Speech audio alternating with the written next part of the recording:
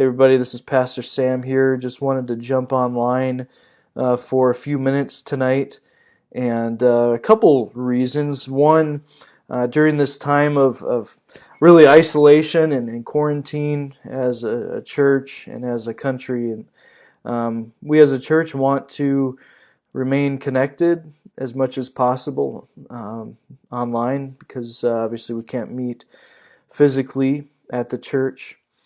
But also, starting tonight and then the next several days between me and Jackie, we want to get online and share some encouragement, share some scripture. Actually, we're going to be starting a devotional we'd like to look at as a church called Christ Greater Than Corona. And we just want to continue to just remain in contact and remain just being the church here. And I don't know about you, but the last few days and weeks have just been very, very interesting, very crazy in so many different ways. A lot of what we've taken for granted is kind of coming to light, just the simple ways of, I can just go out to any restaurant or to any mall. Stuff that really are everyday blessings are kind of no more at this time. And maybe you've experienced some different emotions, different feelings. When you watch the news, when you watch a press briefing, it may stir up just different feelings, anxiety, and just kind of the overall uneasiness. Where's this thing going to go, Lord? What's the future hold? There's so many things up in the air. Just the next couple months, we think about the, Easter, we think about these different things that we assume are always going to be there, but now it's like, well, what is it going to look like? What is life going to look like? And I just wanted to share a few different things. And I first of all want to say, just as the devotional that we're doing is called Christ Greater Than Corona, I just want us all to remember that Christ truly is greater than the coronavirus. Christ is greater and bigger than any of the anxiety or the uneasiness that you may be feeling lately. Christ is ahead, and He is above and in complete control of this. And I am reminded of what it says in Ephesians 1:22.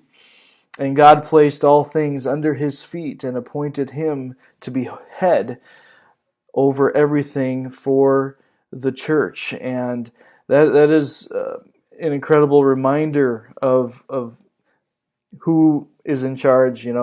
God. We are continuing to trust Him. He is ahead over everything, and God has appointed Him to be head over it. This coronavirus is really nothing to our God. We're God.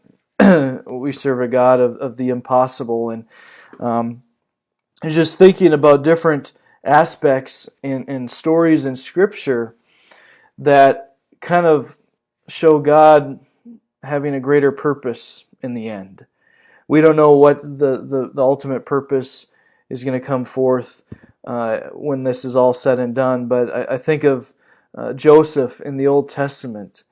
He couldn't have known the blessings that could have come forth when his brothers betrayed him.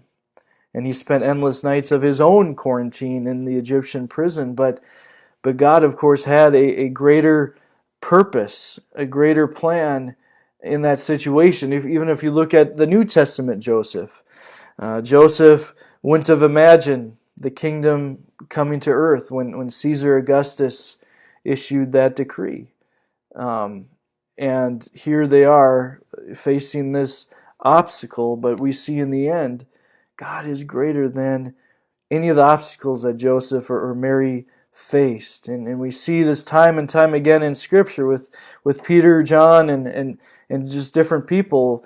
I think of when Judas betrayed Jesus, or when Pilate washed his hands and the Romans reached for the nails, but God was working for a greater plan, and that was the plan of salvation. And you can read more on that on Acts 4:28.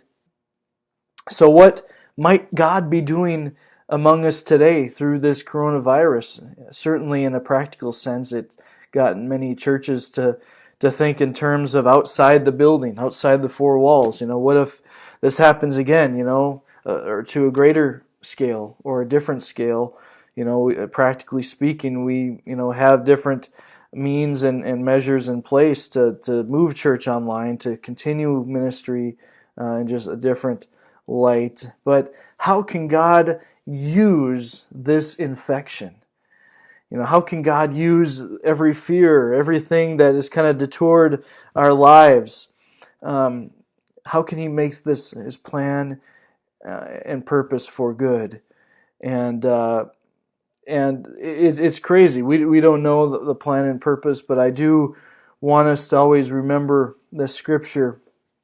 And I read it on Sunday, and I'm going to read it again because it's just so fitting. It says, "And we know that in all things God works for the good of those who love Him, who have been called according to His purpose." And I just want to encourage us all with that, for just going about our day. You may feel isolated at home. You may just be very limited in just different aspects of life, because I'll be honest, there's a couple days where it's like, yeah, it's kind of nice just to, take it easy and, stay at home and just, but, after a while you begin to sense just an uneasiness, anxiety, like, okay, when's life going to get back to normal again? But let's just trust together that God is going to work things out for His good. God bless you. Thank you so much. And we will continue next time with this Bible study. God bless you.